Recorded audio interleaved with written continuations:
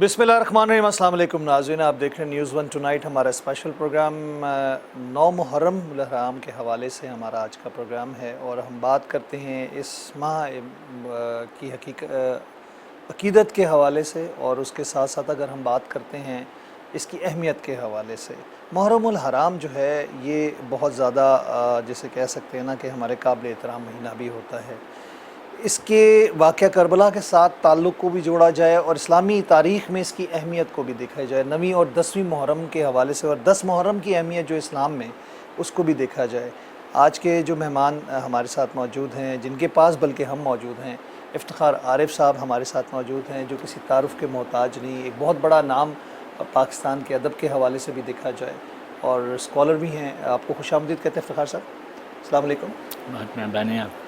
इफ्तिखार साहब, जब हम वाक़या करबला और 9 मुहर्रम और 10 मुहर्रम की बात करते हैं, एक तो हमारी एक उनसियत इस वाक़या करबला की, इसकी अहमियत और इस वाक़या करबला के तनाजुर में जो वाक़यात दरपेश आए, उसके बाद हम उसको तारीख़ में किस तरह देखेंगे? असल में वाक़या करबला जो है इसकी तफसीर और ताबीर उस वक्त से की जा रही है जब अभी ये वाक़या रूनुमा नहीं हुआ था और कुछ रवायतें हैं जो बयान की जाती हैं और वो एक अलग बात है, मगर कुछ तारीख़ है और उस तारीख़ का किस्सा ये है कि जब जिसको हम खिलाफत राशिदा आलम इस्लाम में कहते हैं, उसके अख्तिताम पर अमीरुल मोमिनीन अली इब्न अबी तालिब की शहादत के बाद जब दमिश्क में मुंतकिल हुआ इस्लाम का दारुल हुकूमत, तो वहाँ ये फ़ैसला किया गया कि अभी तक जो कभी शूरा से इंतखाब होता था खलीफा का, कभी इजमा से इंतखाब होता था, कभी नामजदगी होती थी, मगर ये पहली दफ़ा हुआ कि वलीअहद को अपने बेटे को उन्होंने खुद नॉमिनेट कर दिया और बैत के लिए हुक्म दिया। चुनांचे अपनी ज़िंदगी ही में मेरे शाम ने मदीने आकर लोगों से उसकी वलीअहदी की बैत ली और ज़ाहिर है कि इससे बहुत इख्तिलाफ़ हुआ। उम्मत के बाद बड़े लोगों ने इससे इख्तिलाफ़ किया और आवाज़ उठाई। उसमें हज़रत इमाम हुसैन इब्न अली इब्न अबी तालिब और के अलावा अब्दुल्ला इब्न उमर और हज़रत अब्दुर्रहमान इब्न अबू बकर और हज़रत अब्दुल्ला इब्न ज़ुबैर रज़ियल्लाहु अन्हु भी शामिल थे, जिन्होंने इज़हार किया कि हम इसकी बैत नहीं करेंगे वगैरह। अब क्या हुआ कि जब कुछ दिनों के बाद जब इंतकाल हुआ अमीर शाम का, तो यजीद ने अपने गवर्नर मदीने को लिखा कि आप इन लोगों से बताइए कि अमीर शाम का इंतकाल हुआ और अब मैं गवर्नर मैं हूँ खलीफा का। तो इमाम ने पहली बात तो यही कही कि हमारे जैसे लोग यजीद के जैसे लोगों की बैत नहीं करते और चुनांचे अब्दुल्ला इब्न ज़ुबैर एक शाम पेशतर मदीना छोड़कर रातों रात मक्के चले गए और कुछ दिनों बाद इमाम हुसैन भी करबला से अपने आपके इल्म में है कि मक्का और मदीना दोनों जगहें जो हैं वो हरम करार दी जा चुकी हैं। यहाँ पर खूनरेज़ी नहीं हो सकती, यहाँ पर किसी को कत्ल नहीं किया जा सकता, किसी की जान नहीं दी जा सकती, हुर्मत कत्ल ममनू है। जी हाँ, ममनू है। तो इस ख़याल से अब्दुल्ला इब्न ज़ुबैर उधर चले गए और इमाम भी उधर तशरीफ़ ले गए। लेकिन इसी असना में पता चला कि वहाँ हाजियों के भेष में लोग भेजे गए हैं कि जो मसलन अब देखिए बाद में कत्ल कर दें और कहें कि नहीं मालूम किसने किया था और क्या किया था, क्या साजिश की गई। साजिश के तहत इसी असना में आपके इल्म में है और ये सब लोग जानते हैं कि कूफी जो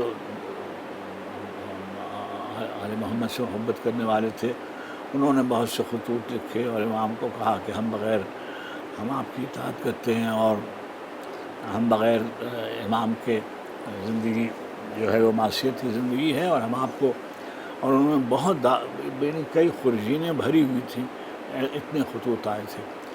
और इमाम ने फिर जो حج کا امامہ جو تھا وہ عمرے سے تبدیل کیا اور ایک دن پیشتری حج کے وہاں سے روانہ ہو گئے.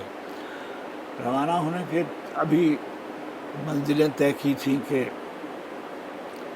وہ لشکر حر بن یزید کا مزاحم ہوا، اور وہ سب آپ کے سے علم ہے کہ انہوں نے کہا کہ آپ یا تو بیعت کریں اور یا ہمیں حکم ہے کہ ہم آپ کو یعنی اب یہ ہے وہ معرکہ جہاں سے ابتدا ہوتی ہے. 2 تاریخ کو، محرم کی 2 تاریخ کو کربلا پہنچے تھے. تو سمجھیے 192 گھنٹے ہیں.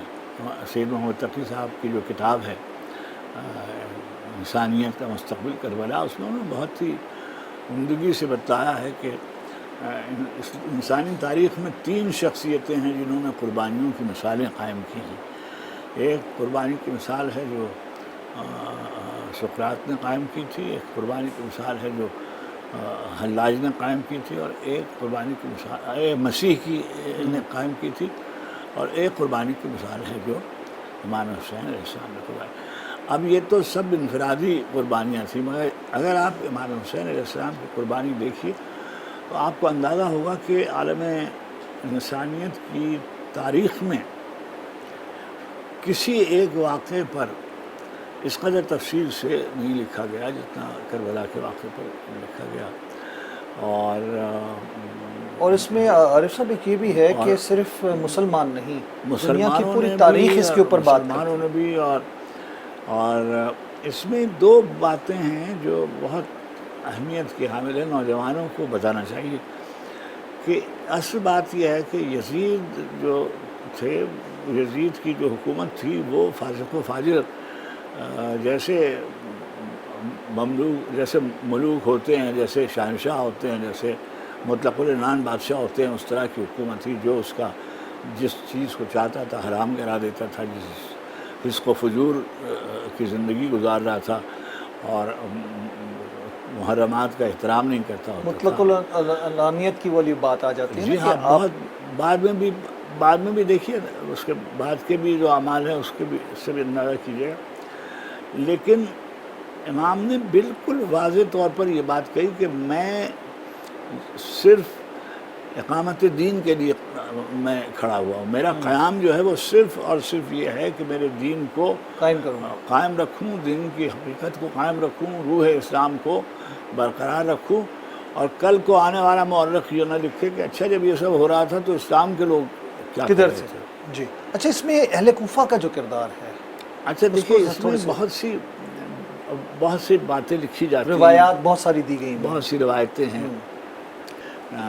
اگر آپ شہدائے کربلا کی فہرست گنیں تو بظاہر تو وہ 72 کہا جاتا ہے، لیکن 123-124 کے قریب لوگ ہیں. تو اس میں بڑی تعداد کوفیوں کی ہے، یعنی جو شامل ہو گئے تھے، نہیں جو تھے امام کے ساتھ. ٹھیک ہے. دیکھیے سب لوگ جب کوئی بغاوت اچھا، اس میں 2 چیزیں ہیں عارف صاحب، وہ ان کے ساتھ آئے تھے ان کو لے کے، یا وہاں سے شامل ہوئے؟ نہیں، کچھ تو لے کر آئے تھے، ساتھ میں شریک ہوئے تھے، کچھ لوگ بلائے گئے تھے. ابھی آپ کے علم میں ہے کہ جیسے حبیب ابن مظاہر کو بلایا گیا تھا مثلا، خر جو ہے وہ تو خود ان کے لشکر سے نکل کے آ گئے تھے. جی بالکل ایسے تھے. اور پھر دوسری کہ کوفیوں نے ایک لمبا قصہ ہے ورنہ میں بتا سکتا تھا کہ جو کوفی سردار تھے جن کے سب سے بڑے آدمی تھے حضرت سلیمان ابن سرد خدائی رحمۃ اللہ علیہ، وہ امیر المومنین کے بھی صحابی تھے اور اللہ کے رسول کے بھی صحابی تھے. ان کو انہوں نے قید کر دیا تھا، اور جو دوسرے لوگ تھے ان کو انہوں نے جسے کہ یہ نظر بند کر دیا تھا، قید کر دیا تھا. وہ مدینہ نہیں پہنچ سکے، وہاں کربلا نہیں پہنچ سکے. نتیجہ یہ ہوا کہ وہ جب یہ واقعہ ہو گیا تو ان کو یہ خیال ہوا، اور پھر انہوں نے بہت بڑا معرکہ ہوا، اس کو کہتے ہیں عین الورزہ. اس میں بھی وہ بھی شہید ہو گئے، سلیمان بھی، اور وہ کوفی، تمام کوفی جو تھے.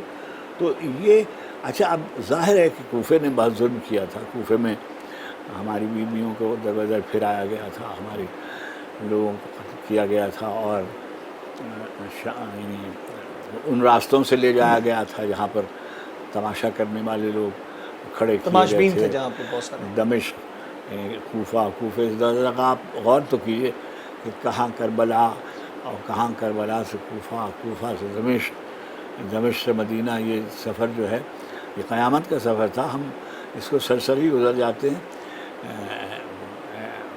اہل بیت کے لیے، آل محمد کے لیے یہ بڑا. امام زین العابدین نے ایک جگہ کہا کہ شہادت تو ہماری میراث ہے، ہمارے یہاں تو شہادت ہوتی ہے. امیر المومنین کی شہادت ہوئی، امیر حمزہ کی شہادت ہوئی، جعفر کی شہادت ہوئی، امام حسن کی شہادت ہوئی، امام حسین کی شہادت، مگر ہمارے ہاں اس طرح کی ہمارے ناموس کے ساتھ بے پردگی اور ان کو کوچہ و بازار میں سرعام اور جہاں تو یزید یہ طے کیا تھا. تقی صاحب نے بہت اچھی بات کہی کہ ایک تصور ہے کہ انسان کی جو وجودی آزادی ہے اس کی سب سے بڑی آزادی ہے انتخاب کی آزادی.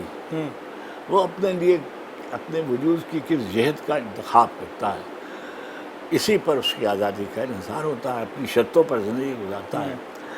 امام نے پہلے دن یہ کہا تھا کہ میرے جیسے لوگ یزید کے جیسے لوگوں کی بیعت نہیں کرتے، اور اسلام کے اصول و ضوابط کو یہ فاسق و فاجر حکمران ناپید کر رہا ہے، میں اس کی بیعت نہیں کروں گا، اور میرے ایسے اس کے جیسوں کی بیعت نہیں کرتے. اب ظاہر ہے کہ قیمت تو جو تھی وہ اتنی بڑی تھی، اور نتیجہ یہ ہے کہ آپ یہ دیکھیے کہ کیا مشکل تھا جیسے اوروں نے بیعت کر لی تھی. کسی نے کہا کہ جب مدینے میں اتنے لوگوں نے بیعت کر لی تھی تو حسین ابن علی نے بیعت کیوں نہیں کی تھی؟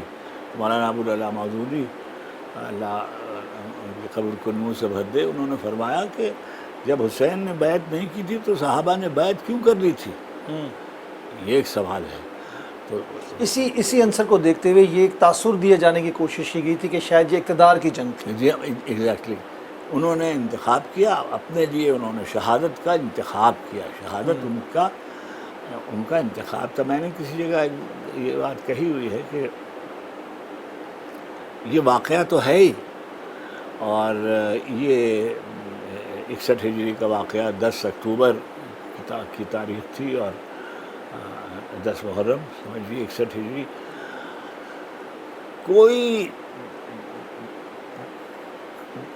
کوئی قربانی کی صورت ایسی نہیں تھی جو اس دن نہ ہوئی ہو.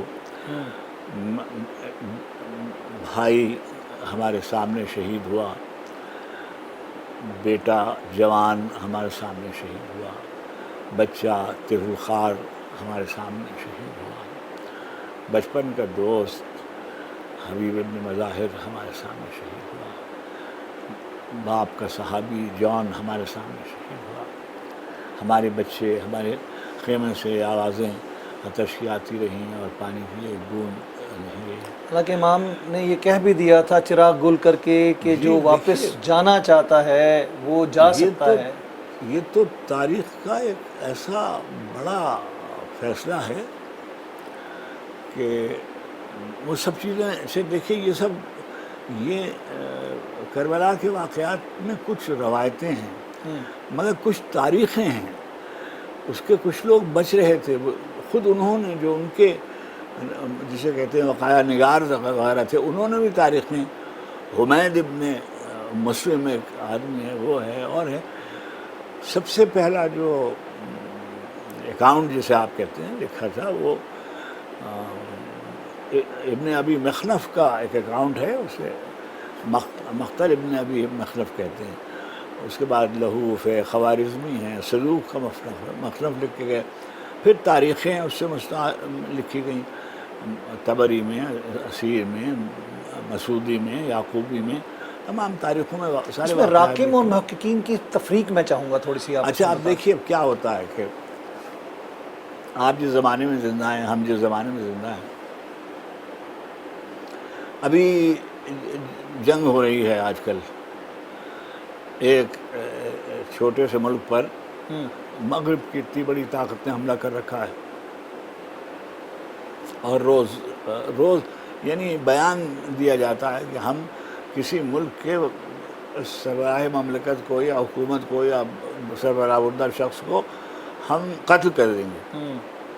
آپ دیکھ رہے ہیں جی بالکل یعنی ایسی اس طرح کا لب و لہجہ کوئی زندگی میں کبھی تاریخ میں کسی نے کبھی سنا ہوگا کہ اس طرح کا کہ ہم یہ کر دیں گے اور سب لوگ چھوڑ کے چلے جائیں تہران کو اور کر دیں، خالی کر اور دیا وہ جائے۔ خالی کر دیں، یہ سب سنا تھا آپ نے؟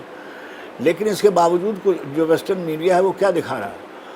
اس زمانے میں بھی یہی ہو رہا تھا کہ جو جسے کہتے ہیں آب زر سے رقم ہوئی تھی وہ داستان بھی مستند، جو پرچہ نویسوں نے جو تاریخ مرتب کی تھی، مگر اسی میں یہ سب لکھا جاتا تھا، اسی میں سب یہ لکھا گیا کہ حسین شہید کیے گئے، حسین کو سر لے جایا گیا، حسین کے نیزوں پر اٹھا کر سیدانیوں کو اسیر کیا گیا، خالی کجاووں پر اونٹوں پر ہکاتے ہوئے لے گئے، اور دارالامارہ میں پہلے عبید اللہ ابن زیاد کے لیے، پھر اس کے بعد یزید کے دربار میں، اور پھر بہت تکلیف دہ بات ہے، میں کوئی اختلافی بات نہیں کرتا اور کرنا بھی نہیں چاہیے، لیکن جو حقیقت امر یہ ہے کہ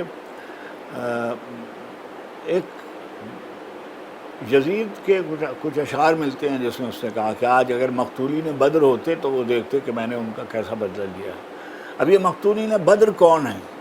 اگر جن کو یاد ہے تاریخ وہ جانتے ہیں کہ جب غزوہ بدر ہوا، حضور اکرم علیہ الصلوۃ والتسلیم آئے، تشریف لائے بدر میں، تو ادھر سے 3 آدمی، عتبہ شیبہ ولید 3 آدمی آئے وہاں سے، اور یہاں سے 3 انصار گئے، تو انہوں نے کہا نہیں ہم انصار سے نہیں، ہمارے برابر کا کوئی آدمی بھیجو، تو ادھر سے حضرت حمزہ، حضرت علی اور حضرت عبیدہ، ایک امیر المومنین اللہ کے رسول کے چچزاد بھائی عبیدہ ابن حارث، یہ تینوں آدمی یہ گئے، اور انہوں نے ان کو قتل 2 آدمیوں کو حضرت علی نے شہید کیا، قتل کیا، اور ایک کو حضرت حمزہ نے قتل کیا۔ عبیدہ زخمی ہو گئے، واپس لائے گئے، شہادت ان کی ہو گئی۔ تو اب یہ کہتا ہے شعر عربی کا کہ اگر مقتولین بدر ہوتے تو دیکھتے کہ ہم نے ان کا کیسا بدلہ لیا۔ کفار کی طرف اشارہ جی کیا۔ ہاں، اور یہ بھی کہ بنو ہاشم نے ایک ڈھونگ رچایا تھا اپنی حکومت کے لیے، یعنی بالکل اس میں جو اساس اسلامی ہے بلا تفریق اس چیز کے کہ جو انسیت ہے حضور پاک صلی اللہ علیہ وسلم سے، ان کے نواسوں جی ہاں کی اور بالکل، تمام اس کو ان کے اہل بیت کی، اس کے بدلے میں یہ لفظ بولے گئے کہ اگر مقتولین بدر ہوتے تو دیکھتے کہ میں نے بدلہ لیا۔ یہ سب محفوظ ہے نہیں، کوئی دیکھیے، کوئی اس کے باوجود دیکھیے کچھ چیزیں ایسی ہوتی ہیں، ہم نے یہاں پہ ایک سوال یہ پابندیوں آتا ہے کہ اہل کوفہ یا اس وقت کے جو مشائخ تھے، علماء تھے، یا جو بھی عالم دین ان کے ساتھ، یا جو بزرگان دین ادھر موجود تھے، جو ایک آپ کو معلوم ہے کہ جو سلسلہ تھا وہاں پہ، تو اس بات کے بعد انہوں نے اس سے کوئی احتساب نہیں کیا۔ ابھی دیکھیے جیسے 61 ہجری جب ہو گئی، اب مدینے والوں کو یہ خیال آیا کہ تو ٹھیک نہیں ہوا، اور انہوں نے بغاوت کی، اور اس پر باقاعدہ ایک لشکر کشی ہوئی، اور مدینے میں نماز نہیں ہوئی، مسجد نبی میں گھوڑے باندھ دیے گئے، اور جو کچھ ہوا میں زبانی بیان نہیں کر سکتا ہوں۔ اس کے بعد لشکر ادھر گیا حجاج کا عبداللہ بن زبیر رضی اللہ عنہ کی طرف، اور ادھر خانہ کعبہ میں آگ لگا دی گئی۔ تو آپ جو یہ کہہ رہے ہیں یہ رد عمل تو ہوتا ہے، مگر وہ اسی طریقے سے دبا دیا جاتا ہے، اور پھر کیا ہوا کہ شورشیں ہوتی رہیں۔ دیکھیے کوئی مملکتوں سے ہمارے امام زین العابدین کے بیٹے تھے، ان کا نام تھا زید ابن علی، امام زید ابن علی کہلاتے ہیں، انہوں نے خروج کیا، ان کے بیٹے ابراہیم، محمد نصر زکیہ نے خروج کیا، بہت سے لوگوں نے اعلان بغاوت کیا۔ عارف صاحب اس کو مزید آگے لے کے چلتے ہیں، میں چھوٹا سا ایک وقفہ لوں گا ناظرین، اس کے بعد ہم دوبارہ ملتے ہیں۔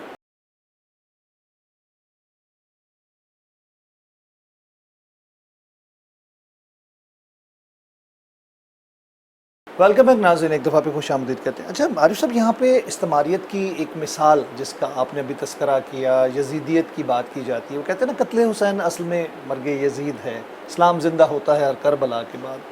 ہم کربلا کے واقعے کو اور حسینیت کے فلسفے کو، ٹھیک ہے، رہتی دنیا تک دیکھتے ہیں، قائم غیر مسلم بھی اس کی مثالیں دیتے ہیں جو اہل کتاب ہیں یا دوسرے دین سے تعلق رکھتے ہیں۔ تو آپ کو لگتا نہیں ہے کہ یزید اور اس کے جو نسلیں ہیں آگے تک کے لیے، ان کے لیے ایک رہتی جسے کہہ سکتے ہیں کہ دوزخ یہ دنیا بن چکی ہے؟ دیکھیے دنیا میں یہ جو موسیٰ و فرعون اور شبیر و یزید، یہ ایک حق و باطل کی کے فیصلے جنگ ہے، ہوتے بالکل رہتے ہیں، بالکل۔ تصادم ہوتا رہتا ہے، اور مگر ہوتا یہ ہے کہ کچھ مثالیں بن جاتی ہیں، تو وہ کون سا موقع ہوتا ہے جب حسین جیسے رویے کا اظہار کرنا ضروری ہو جاتا ہے۔ کربلا صرف ایک واقعہ نہیں ہے، یہ زندگی گزارنے کا ایک لائے عمل اسلوب ہے، یہ ایک زندگی گزارنے کا طرز ہے، ایک ڈھب ہے کہ ہم اپنی شرطوں پر زندگی گزاریں گے، دین کی، خیر کی، نیکی کی، حسن کی، امن کی، آشتی کی، عدل کی، مساوات کی، جن کا اسلام علمبردار ہے، ہم اللہ کے دین کی سربراہی کے لیے، محمد مصطفیٰ صلی اللہ علیہ وسلم۔ علیہ الصلاۃ والتسلیم کے حکم کی سربراہی کے لیے، ان کی اطاعت میں، اللہ کی اطاعت میں، ان کی پیروی میں زندگی گزاریں گے، اور یہی ہمارا دین ہے۔ باقی ہمیں دنیا سے کوئی تعارض نہیں ہے، اور تاریخیں آپ یہ دیکھیں جیسے جیسے دن گزرتا جاتا ہے، ساری دنیا جو ہے وہ، یعنی یہ ایک اس کا دنیاوی مظہر ہے کہ پہلو اس کا یہ آ جاتا ہے۔ ابھی آپ دیکھیے جو مشی ایک چیز ہوتی ہے، نجف سے لوگ چہلم کے روز کربلا پیدل آتے ہیں، اب یہ ایک طرح کا ایک نیا سلسلہ ہے، لیکن برسہ برس سیسا وہاں مزار پر جانے کی اجازت نہیں تھی۔ متوکل یعنی بنو امیہ کا دور 90 سال کے بعد ختم ہوا، تو جو بنو عباس ان کے نام پر، ان کی حمایت کے نام پر جنہوں نے بغاوت کی اور خود قابض ہو گئے، ان بنو امیہ نے جو ظلم کیے وہ بھی کم نہیں تھے۔ انہوں نے، متوکل نے تو یہ کیا کہ اس نے حل چلوا دیا روزے پہ، پانی چھوڑوا دیا روزے پہ، وہاں جانے والوں پر قتل کرا دیا جاتا تھا، مگر جو اللہ کا وعدہ ہے کہ وہ حق کی حفاظت فرماتا ہے اور حق کی کو سربلند کرتا ہے، چنانچہ نام حسین آج بھی ہر جگہ آپ دیکھتے ہیں، ساری دنیا میں جہاں جہاں انسان ہیں وہاں مسلمان، میں نے بہت دن ہندوستان میں بھی گزارے ہیں، ہندوؤں میں بھی لوگ ایسے ہیں کہ جو حسینیت پہ بلیف کرنے والے لوگ کرتے ہیں، موجود ہیں۔ حسینی برہمنوں کی ایک تعداد ہے کرتی ہے، مشی میں عیسائی اور دوسرے مذاہب کے لوگ بھی اس میں شریک ہوتے ہیں، اور یہی پیغام ہے جو ایثار ہے۔ دیکھیے خیر کی طرف بلانا، نرمی کی طرف بلانا، اور امام حسین علیہ الصلاۃ والتسلیم نے ایک نعرہ بلند کیا تھا کربلا کے روز، حل من ناصر ینصرنا، کوئی ہے جو میری آواز پہ لبیک کہے گا۔ تو یہ ہم آپ جو بات کر رہے ہیں، ہماری اوقات حیثیت کیا ہے، لیکن ہم یہ اسی آواز پہ لبیک کہہ رہے ہیں کہ ہم ہوتے تو وہاں آپ کے ساتھ ہوتے، آپ کی تاثیر کرتے، اور آپ کے ہیں۔ ہمارے یہاں بر صغیر میں جیسی عزاداری ہوتی ہے، کراچی میں، ملتان میں، لاہور میں، فیصل آباد میں، اسلام آباد، پنڈی، دونوں میں، سندھ میں ہمارے ایسے بڑے بڑے شاعر، ہمارے سندھ ہیں مثلا، اب سندھ میں ہمارے سید ثابت علی شاہ صاحب اور شاہ عبداللطیف بھٹائی کے سر ہیں، اور ہمارے یہاں اردو میں بہت کام ہوا ہے، مرثیہ بہت لکھا گیا ہے، میر انیس مرزا ذبیح سے لے کر جوش صاحب، اور ہمارے زمانے میں بہت فیض صاحب اور علی رضا، اور بڑے بڑے لوگ ہیں ماشاء اللہ۔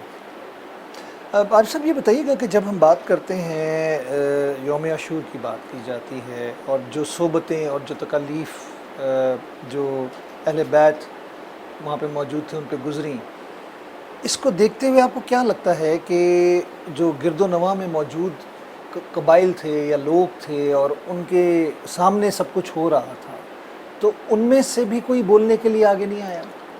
دیکھیے جیسے حر تھے، حر تو سپہ سالار تھا ان کا، وہ تو چھوڑ کے آ گئے تھے نا چھوڑ ان کے آ ساتھ۔ گیا جی نا۔ جی لیکن دیکھیے جو موت ہوتی ہے نا، جبر کی بہت صورتیں احوال ہوتی ہے، یعنی وہاں ایک جبر اور خوف دونوں چیزیں آتی ہیں۔ خوف، جبر، لالچ، عہدہ۔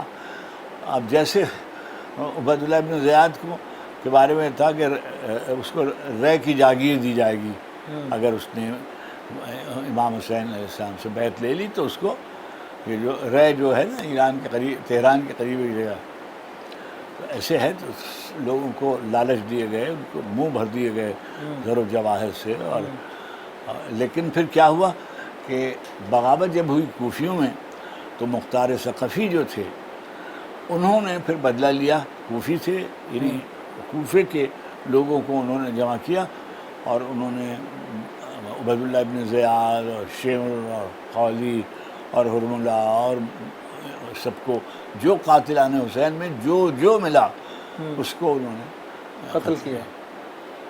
تو یہ ایک سلسلہ جو تھا اس کا دورانیہ کتنا تھا، یعنی کتنے عرصے کے بعد واقعہ کربلا کہ جس طرح آپ نے بتایا کہ وہاں پہ پابندی تھی، مزار پہ نہیں جا سکتے تھے، جی ہاں دیکھیے حل چلوا دیا گیا یہ تھا؟ ہوا کہ پہلے تو یہ ہوا کہ گھر کے لوگ جو تھے، یہ کہا جاتا ہے، ایک روایت یہ ہے کہ جب دربار سے رہائی ملی تو کہا گیا، جناب زینب سلام اللہ علیہ نے کہا کہ ہمیں ایک مکان دے دیا جائے جہاں پر ہم اپنے عورتوں کے ساتھ بیٹھ کر اپنے لوگوں کو یاد کر لیں، یعنی جیسے پرسہ دے لیں۔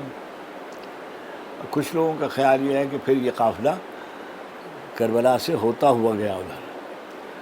یہ بھی کہا جاتا ہے کہ ایک واقعہ ملتا ہے، ایک صاحب تھے، ان کا نام تھا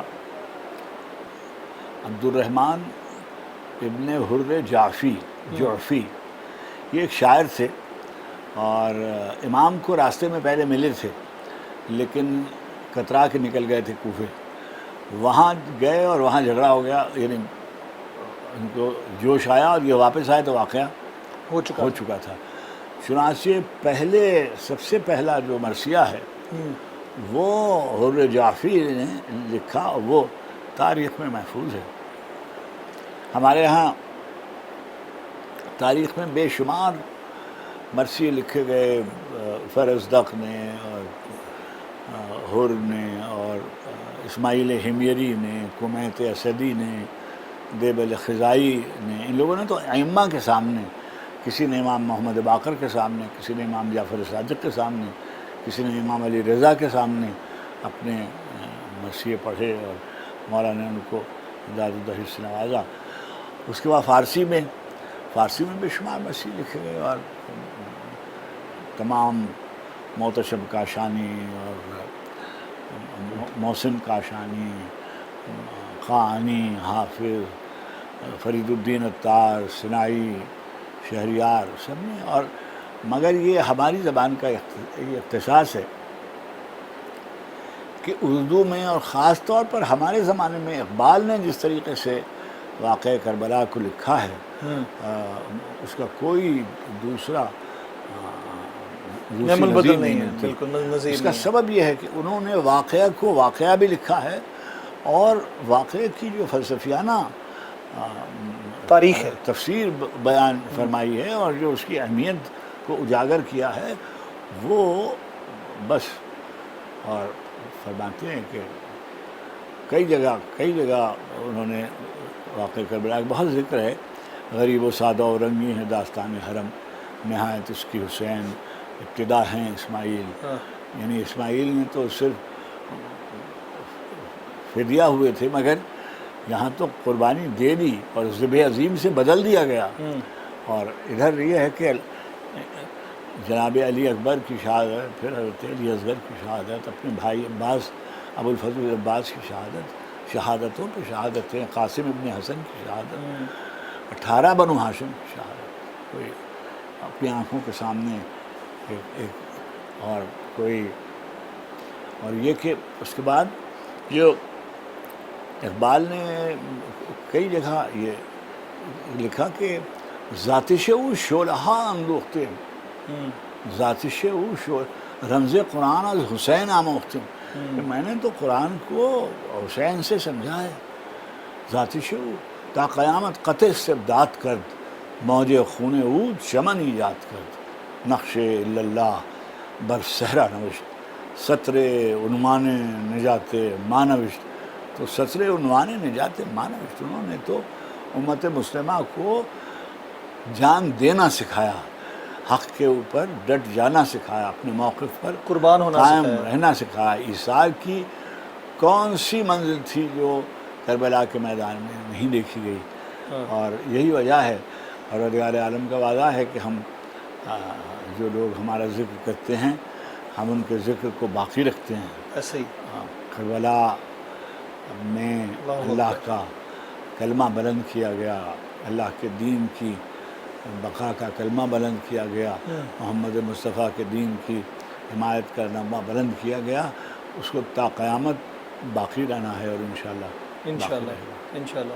اچھا عارف صاحب، ہم 10ویں محرم کی اہمیت اسلام کے لحاظ سے بھی اگر دیکھیں تو اس کے اوپر اس کے بڑے سارے واقعات منسوب ہیں، اس کے ساتھ تاریخ میں بھی اور آنے والے دنوں کی بھی ایون قیامت تک کی بات کی جا رہی ہے، تو اس کو آپ کیسے دیکھیں گے؟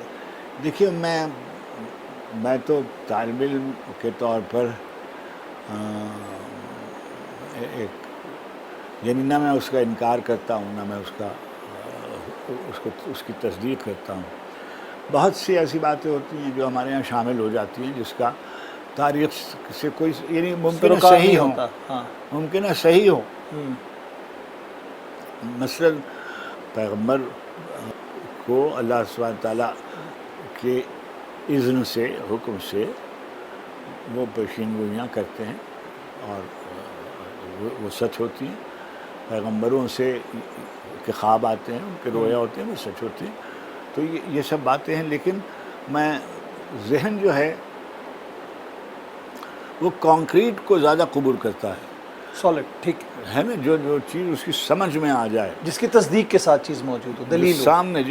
سامنے دیکھیں نا، پانی نہیں ہے، سمجھ رہے ہیں کہ پانی نہیں ہے. یہ بچی ہے، اس کا نام سکینہ ہے، یہ چھوٹی سی ہے، یہ اس کی قبر ہے. آپ اگر دمشق جائیں تو آپ دیکھیں گے کہ زندان شام میں چھوٹی سی قبر بنی ہوئی ہے، وہ ان کی قبر ہے. قبر موجود ہے وہاں، وہ جگہ موجود ہے جہاں پر سر جب لے جائے جا رہے تھے تو ایک تشت میں رکھے ہوئے تھے سب سر، دربار میں پیش کرنے کے لیے جو تھے. جی، ابھی تو دربار نہیں آیا نا، ابھی تو راستہ ہے نا، راستے میں لے کے جا اب لے جا رہے ہیں. تو اور جو اسیر ہیں ان میں سے کسی کے شوہر کا سر ہے، کسی کے بھائی کا سر ہے، کسی کے بیٹے کا سر ہے، امام کا سر ہے. بیان کر دینا تو بہت آسان بات ہے، دیکھنا آسان بات نہیں. اللہ اکبر. اور ایک دن نہیں، عاشور کی 10 تاریخ سے کوفہ عبید اللہ ابن زیاد کے دربار میں، پھر دمشق یزید کے دربار میں، اور اعلان کیا گیا کہ ایک باغی نے بغاوت کی تھی، اس کے سر آ رہے ہیں اور لوگ دو رویا کھڑے ہوئے ہیں تماشا دیکھنے کے لیے، اور رسول کے گھرانے کی بیٹیاں بے پردہ لے جائی جا رہی ہیں. اس سے بڑا ظلم اور کیا ہو سکتا ہے؟ امام زین العابدین سے پوچھا کسی نے کہ مولا آپ نے بہت صبر کیا، سب سے زیادہ تکلیف آپ کو کب ہوئی؟ تو فرمایا شہادت تو ہمارے خاندان کی میراث ہے، لیکن ہمارے ناموس کا بے پردہ ہونا یہ تو کبھی نہیں ہوا تھا. جو کچھ ظلم کی جتنی انتہا تھی، جتنی صورتیں ہو سکتی تھیں، جنگ ختم ہو گئی، امام شہید کر دیے گئے. اب بادشاہ نے کہا، سپہ سالار نے کہا عمر سعد نے کہ جب ہم اہل عرب کسی کو رسوا کرنا چاہتے ہیں تو ہم اس کی لاشوں کو پامال کر دیتے ہیں۔ ابھی یہ کہا ہی تھا کہ ہر کا جو قبیلہ تھا وہ اپنی تلواریں کھینچ کر کھڑا ہو گیا۔ آ گیا کہ یہ ہمارا سردار لشکر تھا، تو اسی قبیلے تو جن کے وارث تھے ان کی لاشیں پامال ہونے سے بچ گئیں اور باقی بنو ہاشم کی لاشیں پامال کر دی گئیں۔ ابھی تو ظلم ہے، کوئی اس کا بیان کرنے کے لیے بڑا حوصلہ چاہیے۔ اچھا کیا ہے دل کیوں کھنچتے ہیں؟ آدمی گرمی میں، سردی میں نجف کی طرف، کربلا کی طرف جاتا ہے، محبت، عقیدت، تعلق اور نسبت، پناہ گاہ، اور اس قدر بڑی پناہ گاہ، اور جیسے جیسے انسان آگے جائے گا اس کو اندازہ ہوگا کہ حق کے لیے جو لوگ جان دیتے ہیں، اپنے موقف کے لیے جو جان دیتے ہیں، وہ ہمیشہ زندہ رہتے ہیں۔ اللہ کا وعدہ ہے، ما وعد اللہ حق، اللہ کا وعدہ سچا ہے۔ ناظرین کرام، وقفہ لیتے ہیں، وقفے کے بعد دوبارہ حاضر ہوتے ہیں۔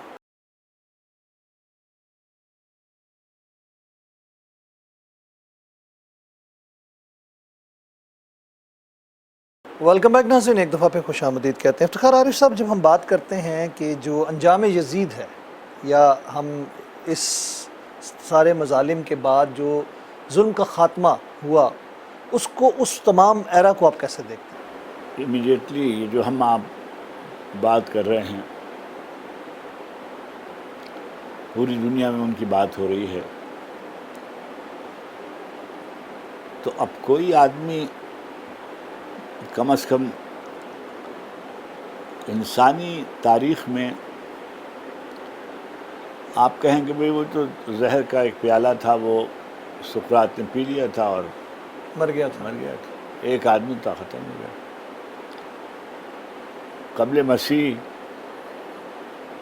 اور اب ہم 25ویں صدی میں زندہ ہیں۔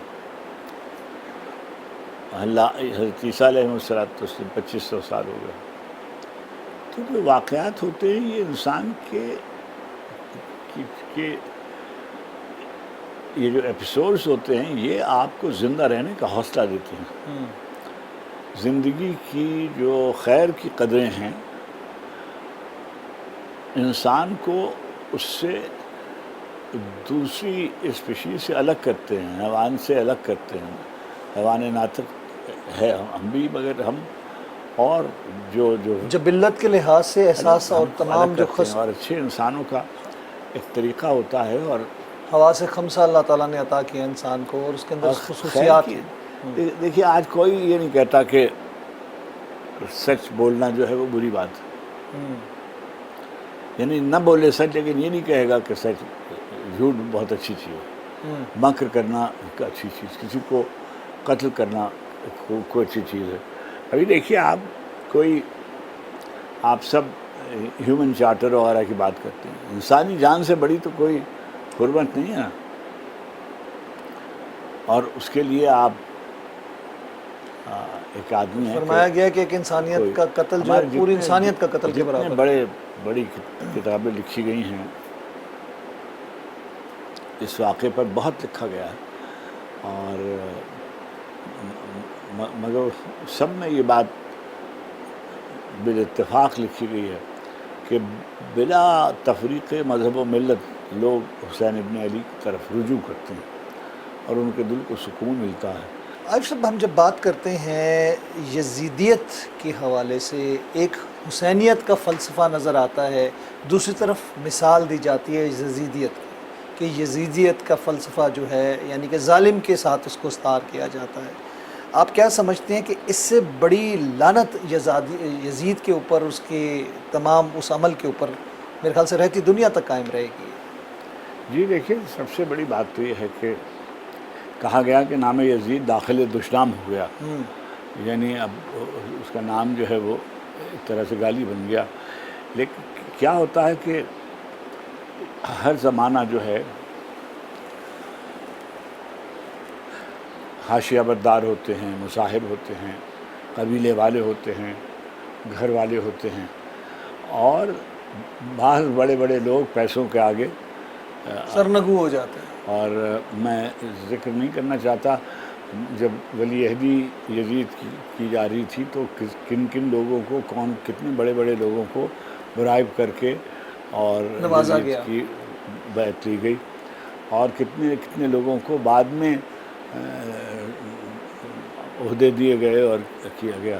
تو یہ ہر زمانے میں ہوتا ہے۔ یہ جو حکمرانی ہے یہ اس کے بطن میں ہے، جبر جو ہے وہ صرف جو حکومت الہیہ ہے وہی بس اس میں خیر کی صورتیں نکلتی ہیں۔ اور ہم یہ جو اب ہم کہتے ہیں کہ بھئی جو موجودہ نظام ہے جمہوریت کا، یہ ابھی تک جو تاریخ انسانیت میں یہ ہے جس میں کم سے کم ظلم کا امکان ہے اور زیادہ سے زیادہ عوام کے خیر کی بات ہوتی ہے، حق انسانی کی بات ہوتی ہے، انسان کی قدروں کی بات ہوتی ہے۔ تو یہ ہے، حسین قابل عزت ہیں، قابل احترام ہیں، قابل تعظیم ہیں، اور ہم تو حسین اور ان کے اصحاب اور ان کے انصار اور ان کے خانوادہ محترم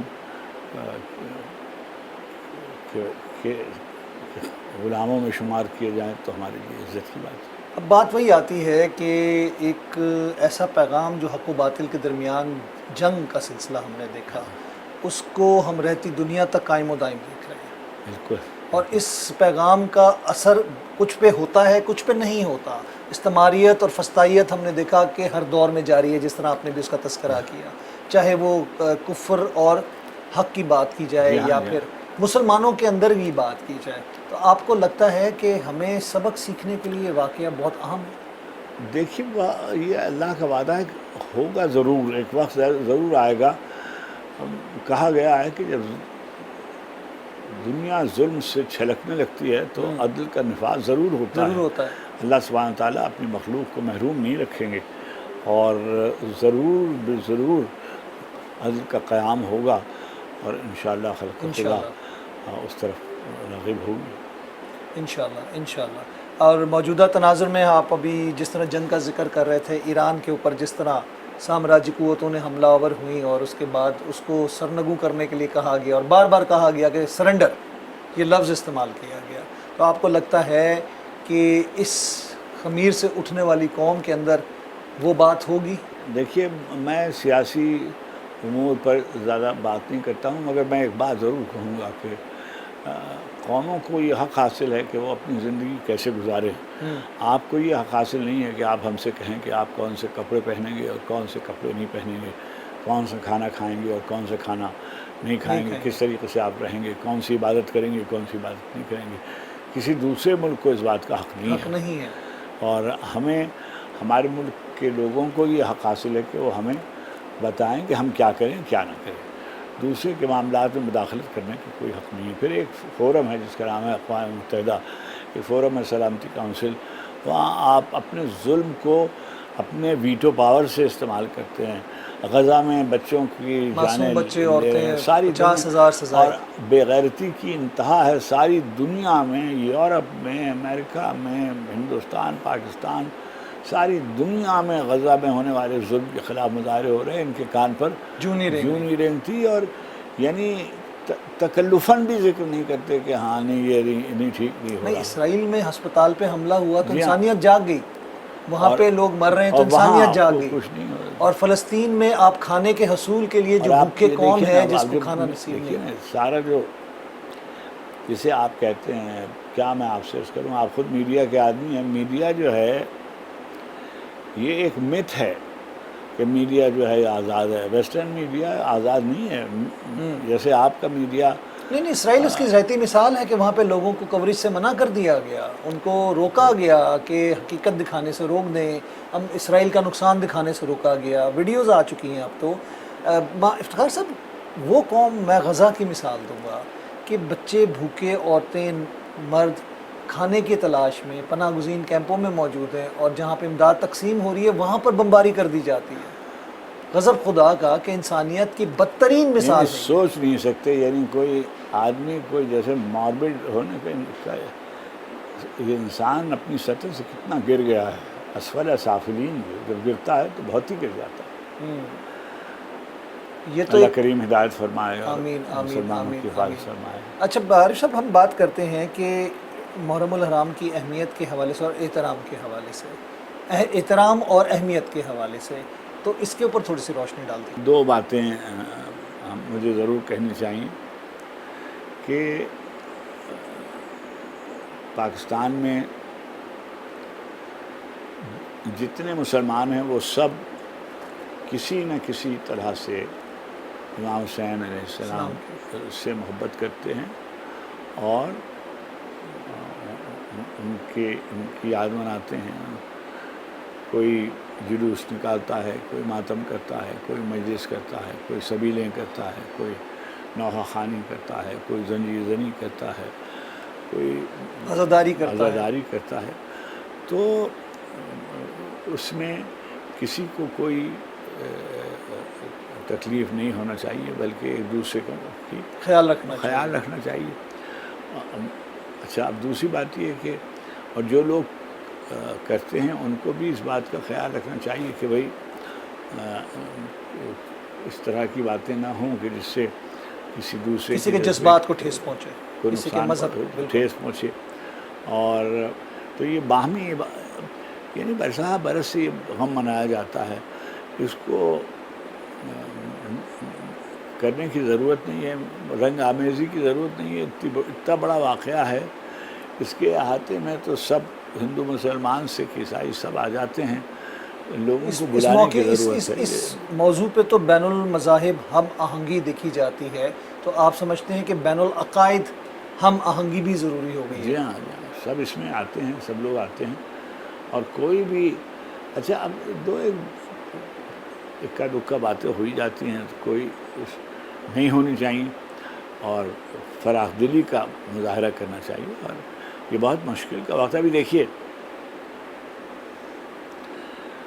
میں سوشل میڈیا دیکھتا ہوں، کبھی کبھی ٹی وی، یہ جو ہے موبائل، اب آپ دیکھیے کہ جو ایران پر جو حملے ہو رہے ہیں، اس میں سارے فرقے سب جو ہیں وہ بھلا کر اپنے اپنے تعلقات ایران کی حمایت نہیں کر رہے ہیں۔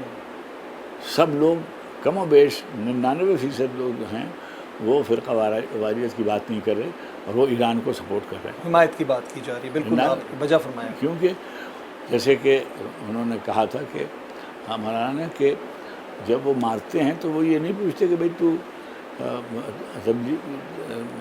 حنفی ہے کہ تو مالکی ہے کہ تو جعفری ہے کہ تو شافعی ہے، وہ پوچھتے ہیں مسلمان ہیں مارو، ہے نا۔ تو اصل بات تو اسلام پر قائم رہنا ہے، قرآن کو باقی رہنا ہے، اللہ کے رسول کے نام کو باقی رہنا ہے، اللہ کے رسول کی سنت و اطاعت و اہل بیت کو باقی رہنا ہے۔ بہت شکریہ افتخار عارف صاحب، آپ کے وقت کا قیمتی وقت آپ نے ہمیں دیا، اور ناظرین پروگرام کا وقت ختم ہوا چاہتا ہے۔ بات وہی آتی ہے، عقیدت و احترام کی بات آتی ہے، دلوں کے روشن ہونے کی بات آتی ہے، اور ایک دوسرے کے اندر جسے کہتے ہیں نا احساس کی بات آتی ہے۔ یہ مہینہ ہمیں درس دیتا ہے قربانی کا، یہ مہینہ ہمیں درس دیتا ہے ہم آہنگی کا، یہ مہینہ ہمیں درس دیتا ہے اتحاد کا، اور ظالم کے خلاف آواز بلند کرنے کے حوالے سے حق و باطل کی جنگ ہے، اور اس میں باطل کے خلاف کھڑے ہونے کی بات کی جاتی ہے۔ قربانی کا اس سے بڑا واقعہ اور اس سے بڑی نظیر ہمیں نہیں ملتی۔ اللہ تعالیٰ آپ سب کو اپنے حفظ و امان میں رکھے۔ میں چاہوں گا آپ سے اجازت، اللہ نے کے بعد۔